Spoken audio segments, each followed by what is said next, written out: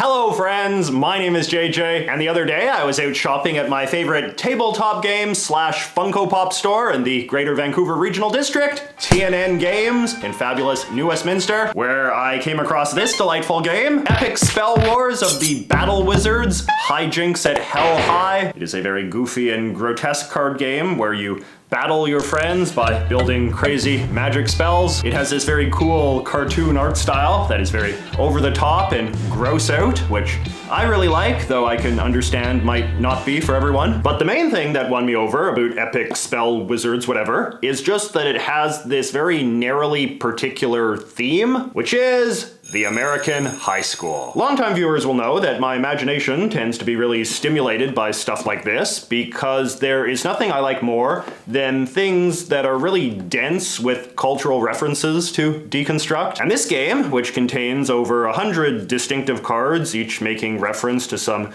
unique cliche or trope associated with American high school culture, certainly fits the bill. So today I thought that we could maybe just go through a couple of my favorite cards, and I could tell you a bit about what each one refers to and how the things that they refer to became so associated with the unique world of American high schools. But before we get into the cards, let's just take a moment to talk a bit about how exactly high school became this huge American cultural thing in the first place. I know that whenever I talk to Europeans, they will often say that a lot of their understanding of American culture comes from watching the extraordinarily large number of American TV shows and movies that take place in a high school setting, which Americans in turn often find kind of funny because, of course, we all know that the Hollywood depiction of high school only bears the gentlest resemblance to what real-world American high school is actually like. But that still begs the question as to why there is so much American high school media out there to begin with, and why it tends to be as full of weird cliches as it is. So modern American high schools evolved out of what were once known as academies, where wealthy parents in the early 19th century would pay to send their boys to study for a few years before they applied to college. This was in the days before the concept of sorting kids into different grades had been invented, so it wasn't always super clear who exactly these academies were for. According to this fascinating book about the history of American age culture, your typical academy was a melange of boys, teenagers, and young men, in contrast to your typical one-room public schoolhouse where all sorts of randomly aged children would be dumped. But then, in the mid-1800s, heavily inspired by reforms that were happening in Germany at the time, American school reformers introduced the age sorting system we now know today, with elementary schools being for kids aged 6 to 13, or grades 1 through 8, with teenagers interested in continuing their education going to a 4-year academy, or, as they soon became known, secondary schools. And then anyone older than that went to university. Previously, it was not unusual to have like 14-year-olds going to university. The dawn of the 20th century saw these secondary schools, which were once mostly private things for rich kids, get gradually incorporated into the standard public school system that all kids were expected to go through. Child labor laws, as well as a transition away from a mostly farm-based economy, all helped contribute to a growing consensus that children should stay in school until around age 18 or so. The teenagers produced by the big American baby boom that followed World War II are often seen to have been an unprecedentedly fortunate generation, the first who were able to enjoy a stable and comfortable adolescence, uninterrupted by wars or depressions. They were also the first to be targeted as a particular consumer demographic with unique tastes and wants. Early post-war American entertainment featuring teenage characters tended to avoid telling stories about school because that was considered boring. Instead, they had them doing fun stuff like having parties on the beach. By the 1980s, however, the boomer teenagers were now old enough to make their own movies, and many of them saw high school as a very important and very particularly American institution that was a critical part of telling the story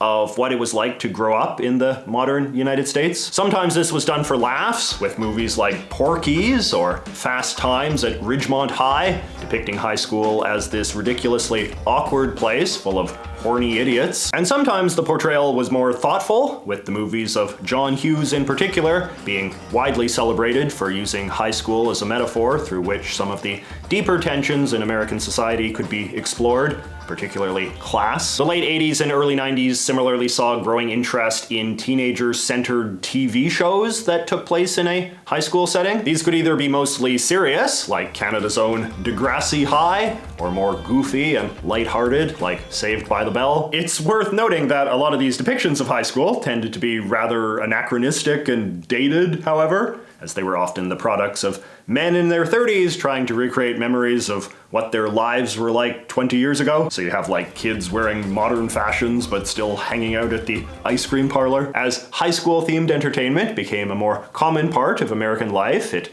likewise inevitably began to develop its own clichés, with a stable roster of heroes and villains and conflicts that you would see over and over again. You see a lot of this reflected in the Battle Wizard cast of characters. The rich prick, the stoner, the alpha bitch, the bully, the demonic principal. In the late 2000s and beyond, movies like High School Musical or shows like Glee reflected a growing willingness on the part of writers and directors to just unapologetically use all of the Hollywood high school cliches in a kind of playful, post-ironic way, openly embracing the obviously phony and stylized nature of the setting, but still using it as a way to tell interesting or relatable stories about teenagers, even if they weren't terribly realistic. And that is what I would say this game is all about. It's mining a rich vein of American culture, comprising a highly recognizable medley of stereotypes, satire, and nostalgia for things that only ever half existed.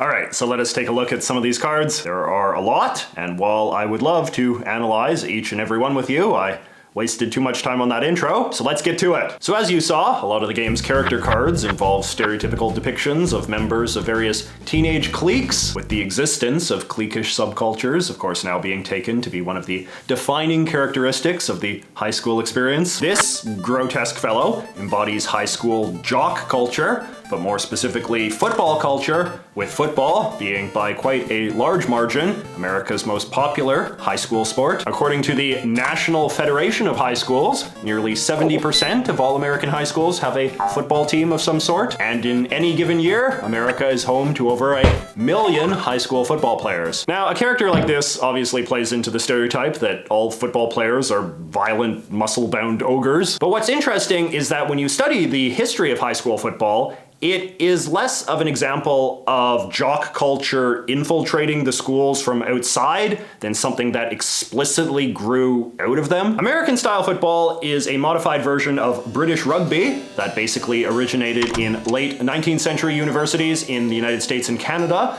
for the purpose of providing gentlemanly contests to determine whose school was better, a topic of enormous concern to the rather narrow slice of the American elite who attended college in those days. And since they were once quite elite institutions themselves, early American high schools pretty consciously modeled themselves after American universities and incorporated a lot of the same traditions. So it didn't take long before high schools started creating their own football teams to play against rival high schools, just like the universities did. The supposed oldest rivalry in American high school football, in fact, between New London High and Norwich Free Academy, two schools in Connecticut, dates back to 1875, the same year that Harvard first played against Yale. Now, sports remain one of the few realms of American life that are still rigidly gender segregated, some might even say gender normative, and the fact that girl students historically never played football helped lead to the emergence of a distinct female student subculture that rose up around the footballers: cheerleaders. These days, cheerleaders are considered a real paragon of American femininity, celebrated in everything from pop songs to porn. But this is a relatively new development, and for a long time, cheerleading was not considered a particularly feminine thing at all. Riling up audiences before a big game is nothing new, but initially, it was mostly done by charismatic male students who would do acrobatic tricks and comedy routines and stuff, which only made sense because you do have to remember that for a long time, girls dancing was considered a somewhat scandalously erotic activity to a lot of people, and thus not necessarily something a school would want to do in front of a bunch of uptight parents. Social mores started to change in the 30s and 40s, with female dance numbers slowly becoming a bigger part of cheerleading performances at colleges and high schools. But by far, the vast majority of the tropes and aesthetics that we associate with modern-day female-centric American cheerleading can be attributed less to an organic evolution than the imposed ideas of a single man. Lawrence R. Herkimer,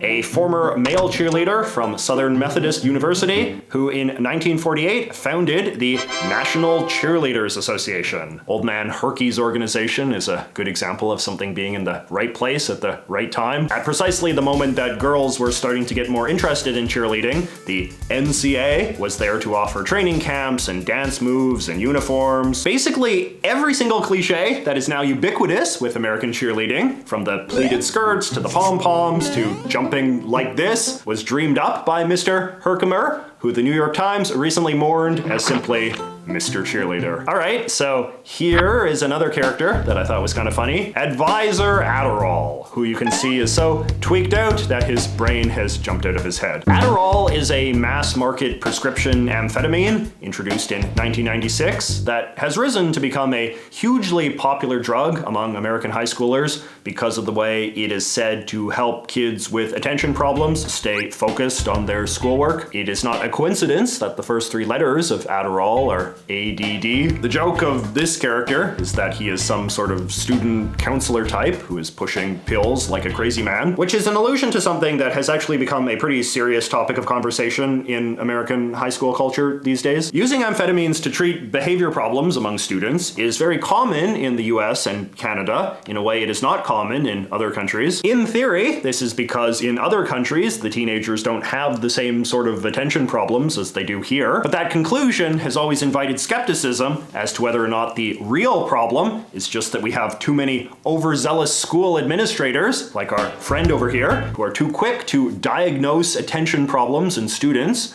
whose parents, in turn, are too quick to treat them with pills. It showed patients who are prescribed amphetamines like Adderall had a slightly higher risk of developing psychosis compared to those who received other types of ADHD medications. Speaking of parents, this is a fun character as well. The Tiger Mom. You can see she's mauling the kid for getting an F. This whole idea of the Tiger Mom was first popularized in a 2011 book called Battle Hymn of the Tiger Mother by the conservative Yale professor Amy Chua, who made the argument that ultra-strict parenting is the only proven way to get good results out of your kids, even though it is not politically correct to say so anymore. You take the generation of Americans who pulled themselves out of the Great Depression. How do you think those people parented? I don't think their main concern was being service providers for their kids and arranging play dates. For them, parenting was about instilling a work ethic in their children and a sense of respect and responsibility. The term Tiger Mom was originally intended to evoke a certain archetype of the strict Asian American parent, in contrast to the more wishy-washy white parent. But I would say the term has become less racialized as it has become more popular. You can see the kid here isn't even Asian. Speaking of failed tests, this guy here appears to be failing his SAT, which in his case stands for satanic ass torture. In the real world, SAT stands for Scholastic Aptitude Test, and is a multiple choice exam done on a form like the one he's holding here that colleges in the United States use to help determine whether or not high school grads get in. It tests general skills in reading, writing, and math, but is created and administered by a nonprofit organization known as the College Board, as opposed to schools or the government. The SAT was first introduced in 1926, and in some ways is a kind of relic of a time in which testing people for their general aptitude for this or that was more in vogue than it is today. A lot of other Western countries tend to just make secondary students pass a single cumulative knowledge exam, with universities using your score on that to determine if you get in or not. But US universities are unique in how they consider your average grade in all of your high school courses, plus an additional test to determine some generalized intellectual fitness for college. It is a controversial system, but it has also helped keep American universities as some of the most elite in the world. If you are a foreigner who does not understand this system, congratulations, you've already been screened out. This sassy kid here has just beaten someone to death with his Glee Club, which is a clever pun. High school Glee Clubs have, of course, been heavily popularized in recent years by the show Glee that I mentioned earlier. I think this guy is supposed to be based on a specific character from the show, but I'm not super familiar with it. But in any case, before the show came along, I would say that Glee Clubs were a slightly more obscure and old-fashioned American high school thing that a lot of modern kids didn't really know much about. And the weird name reflects just how old they are. A glee was originally an 18th century British term for a certain kind of song intended to be sung by a small group of men without music, in a style that I guess we would say was somewhat akin to what we would now call a cappella. In junior year we take our ease. We smoke our pipes and sing our glees. I am sure the music historians in the audience can describe the genre better. In any case, having a glee club on hand to entertain the masses was considered an important part of Ivy League university culture in Victorian-era America, to sing the various school songs and so forth. Hold on, wow, wow, wow, our team can never fail. And because, as we said, early high schools tried to copy colleges, Glee Clubs soon became a high school thing as well. But of course, as this type of music fell out of fashion, the influence of Glee Clubs halted its spread across America. Those that survived had to basically reinvent themselves into what we would now just call choirs, where much larger groups of students of both genders sing normal songs with music, which is what the show is about. Though I do wonder if the popularity of the show has led to a rise of high schoolers wanting their choir clubs to be called Glee Clubs instead. All right, now let us talk about high school food, which the game has a bunch of fun cards about. American high schools have had cafeterias since the early 20th century, and are in fact required to by federal law. The government has been trying to micromanage school lunches to ensure they meet basic nutrition standards for close to 100 years now, according to Bon Appetit magazine. And parents and students being outraged at the low quality of what the schools actually serve has been going on just as long. The game's cafeteria-themed character is called Sloppy Joe, which is a reference to Sloppy Joes, a kind of low-grade hamburger where the patty is all mushy and there's tomato sauce mixed in. According to this amazingly well-researched piece on the history of Sloppy Joes in Blue Apron magazine, like many iconic American foodstuffs, the sandwiches first became popular in the post-war period, but other than that, are of disputed origin. I guess because the idea of putting ground beef on a bun isn't exactly that revolutionary. When it comes to explaining their popularity in high school cafeterias, however, the Blue Apron people seem to find more consensus, with lunchroom managers in the US and Canada agreeing that the messiness is actually an asset when it comes to getting kids to meet their government-mandated nutrition quotas. You can throw some veggies in there, and they don't know the difference. The same could be said for the two foods that these cards reference: Pizza Pockets and rectangular pizza. Pizza Pockets, which is to say these little dough pocket things full of cheese and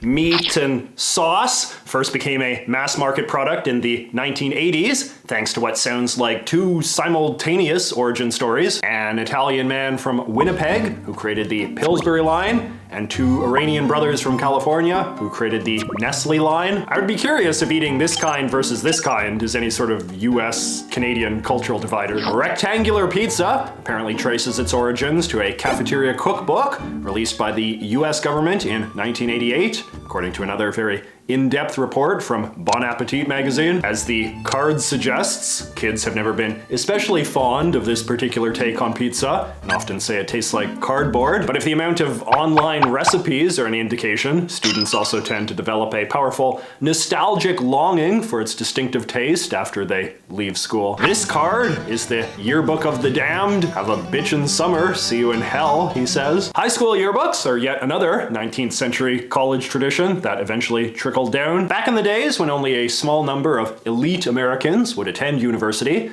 wealthy students would often commission bookmakers to make special books full of photos of them and their friends to commemorate the rarefied experience that they had gone through together. But as the 20th century progressed, changing technologies eventually made photo printing and bookmaking cheap enough that even the crummiest high school could afford to partake in this once elitist tradition and mass-produce hundreds of yearbooks for every single student for free. It is an interesting commentary on the shifting American educational landscape that the concept of making a college yearbook now seems completely unreasonable, given that so many kids go to college these days, you can barely even fit the names of a single graduating department on the commencement program. Okay, so here we have a card called the Croaker Frog God of Death, and you can see his insides are pouring out. Dissecting a frog in high school biology class is one of those things that is such a narrowly specific American high school cliche that foreigners could be forgiven for thinking it is something that